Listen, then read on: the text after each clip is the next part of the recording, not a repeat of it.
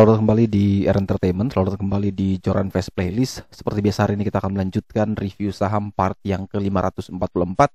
Namun sebelumnya bagi teman-teman yang mungkin belum subscribe channel YouTube ini, sekali lagi jangan lupa tekan tombol subscribe, nyalakan lonceng notifikasinya agar teman-teman tidak pernah ketinggalan informasi-informasi terbaru dari channel ini. Di part yang ke-544 kali ini kita akan kembali mereview ada 6 saham, di mana saham Nasi, PNLF, Tekim, Devam, Doit, dan saham DGIK. Namun sebelum untuk melanjutkan mereview 6 saham tersebut, seperti biasa kita akan meng-highlight dulu pergerakan dari indeks harga saham gabungan kita, di mana IHSG ditutup melemah 0,34%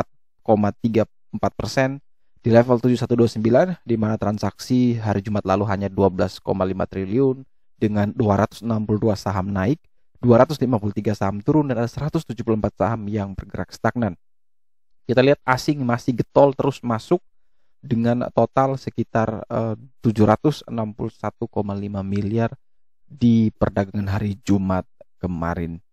Kalau kita coba lihat sekilas pergerakan atau chart dari indeks kita, nah akan kita lihat update kira-kira kemana ini IHSG akan dibawa dan apa yang harus bisa kita siapkan dan kita lakukan dalam menghadapi kondisi market yang penuh dengan ketidakpastian. Kalau kita perhatikan indeks memang setelah dia di atas 6.800, dia terus di atas awan, namun hati-hati bahwa ini ada beberapa top-top yang memang sekarang ini juga sedang dia uji, dan tentu kita bisa menggunakan Fibonacci retracement untuk coba melihat pergerakan dari composite itu sendiri. Jadi ini kita pakai chart dari JCS, yang mana chart ini bisa teman-teman dapatkan hanya dengan harga murah ya, yaitu 2000-an per hari. Ini kalau kita lihat daily-nya ya, kita lihat daily, maka 7181 sebagai titik puncak, dan kalau kita coba lihat dari sisi weekly-nya,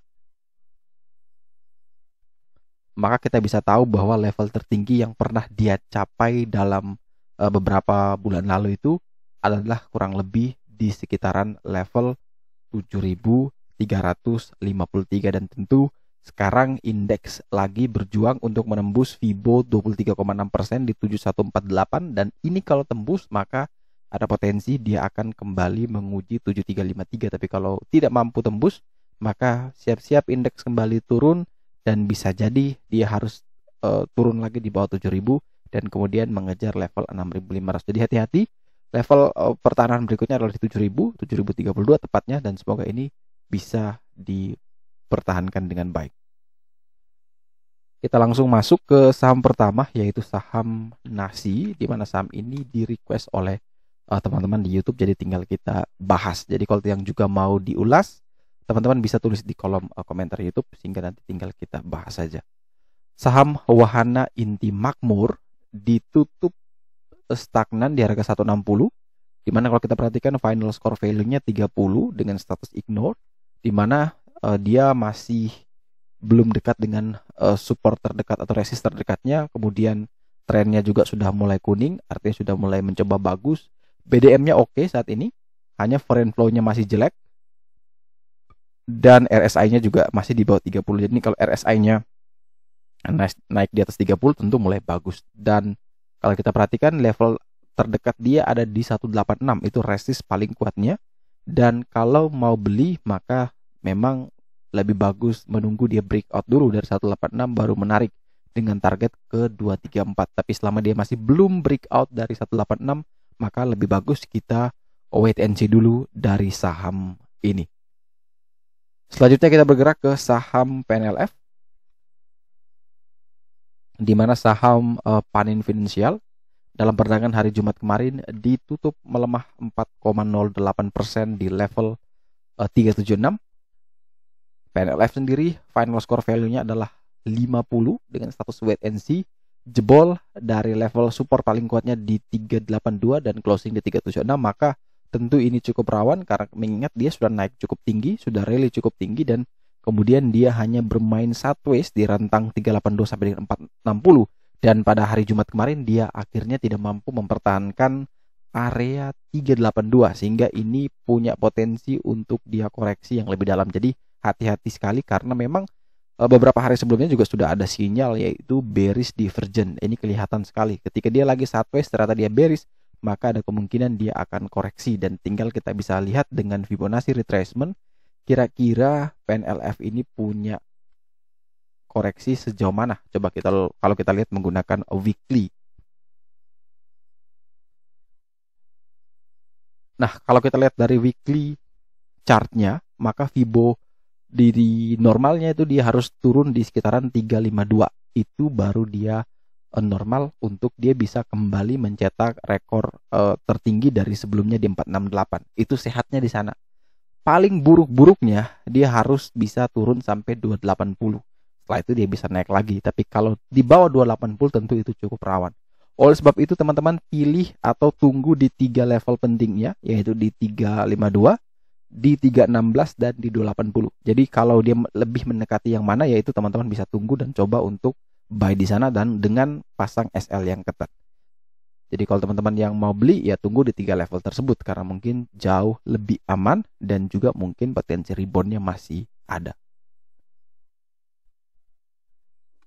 Selanjutnya kita punya saham Tekim, saham Ciwi Kimia, di mana dalam perdagangan hari Jumat kemarin saham pabrik kertas Ciwi Kimia Tbk ditutup menguat 1,16%, sempat juga naik lebih tinggi namun shadow di sana dengan closingnya di 6550. Final score value-nya 65 dengan status titip sandal, dan tentu indikator foreign flow-nya oke, trennya oke, BDM-nya juga oke semua.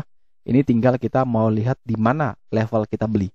Support terdekat atau support paling kuat saat ini adalah di level 6400. Tentu jaraknya tidak terlalu jauh juga, sehingga kalau teman-teman mau beli maka boleh beli bertahap sampai di 6400. Jadi misalkan teman-teman mau ambil di 6550 boleh dengan porsi sedikit, nanti buy terus sampai di 6400. Tapi ketika dia turun di bawah 6400 ya prepare untuk SL.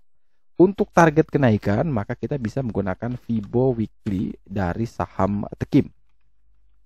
Ini enaknya kalau kita menggunakan JCS, ya tinggal kita ketik, tinggal kita analisa, kita baca, kita ambil keputusan tanpa kita harus pusing ya, ini tarik garis dari mana ke mana ya, ini harus baca indikator bagaimana ya. Nah ini sudah disamerikan ya, kalau indikatornya, kalau untuk tarik garis menarik itu sudah ada Fibo, sudah ada JCS -nya. Jadi ini bisa mempermudah. Nah kalau memang dia masih kuat naik, maka target berikutnya adalah di 6725.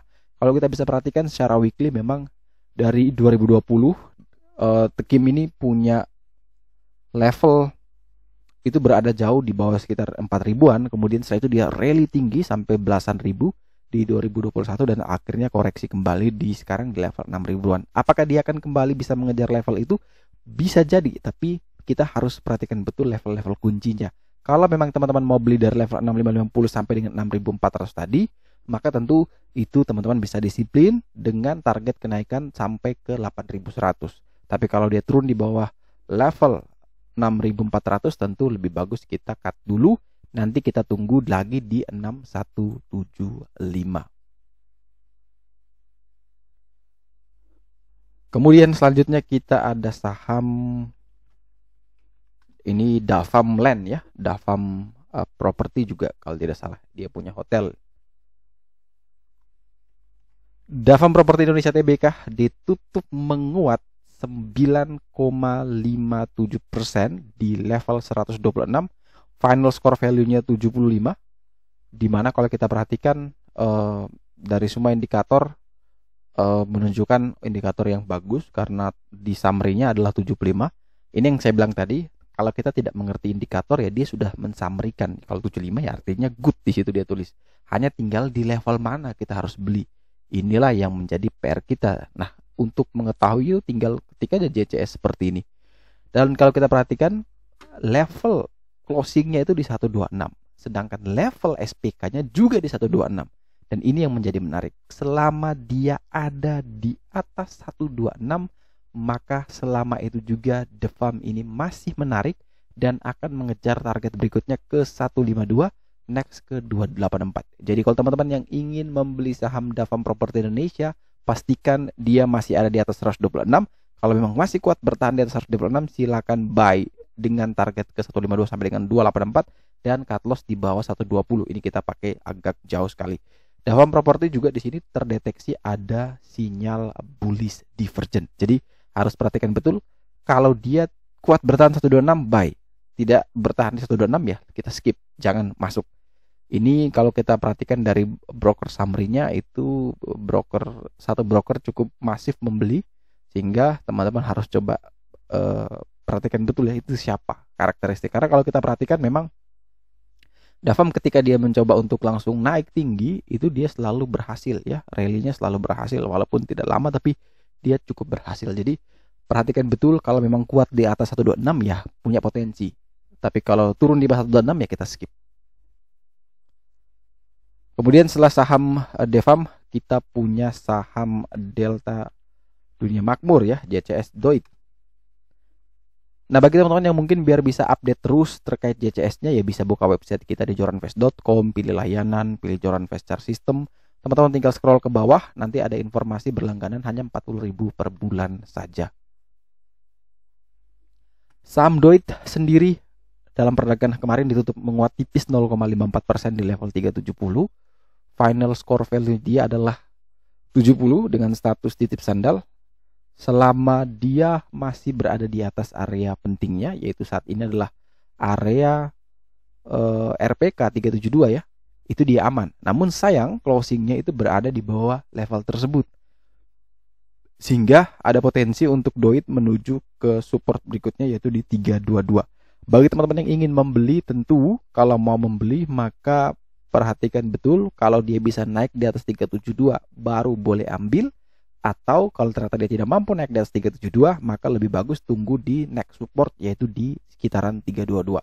Jadi ini tinggal tergantung bagaimana pergerakan dari Doit besok ya. Kalau bisa naik di atas 372 silakan buy on breakout, tapi kalau ternyata tidak bisa naik ya lebih bagus tunggu di sekitaran 322. Dan saham terakhir yang akan kita review hari ini adalah saham dengan kode emiten DGIK atau Nusa Konstruksi Engineering Tbk. Saham DGIK ditutup stagnan di harga 113 dengan final score value dia adalah 65, artinya titip sandal di sana. Secara indikator memang secara keseluruhan sudah bagus, hanya tinggal level berapa kita harus entry. Di sini dia punya closing di 113 sedangkan support paling kuat di 107. Nah, selama di atas 107 sebenarnya DGIK ini masih aman-aman saja dan tentu boleh kita beli asalkan kita tahu berapa besar resiko dari harga beli ke supportnya. Kalau saya pribadi lebih bagus kita coba tawar sedikit deh. Coba kalau dia bisa turun sedikit tapi bisa kuat di atas 107 maka boleh kita ambil. Misalnya kalau dia turun ke 109 atau di 108 boleh nih kita ambil. Yang penting jangan turun di bawah 107. Jadi kalau kita bisa tarik kesimpulan ya range buy-nya 107 sampai dengan 109, cut loss di bawah 105, target kenaikan menuju ke 132. Tapi kalau opening langsung dibanting di bawah 107, ya lebih bagus kita wait and see. Kita cari emiten yang mungkin jauh lebih menarik.